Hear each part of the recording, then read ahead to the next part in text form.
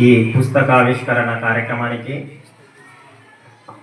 విచ్చేసిన అతిథులు, పెద్దవారు,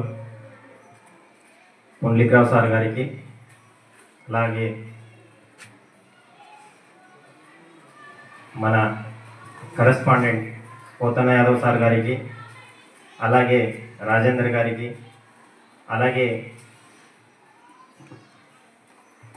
మన ప్రిన్సిపల్ గారికి, అందరికీ, మరియు ఈ పుస్తక ఆవిష్కరణ కార్యక్రమానికి వచ్చిన కౌటికవర కృష్ణమూర్తి గారికి, అలాగే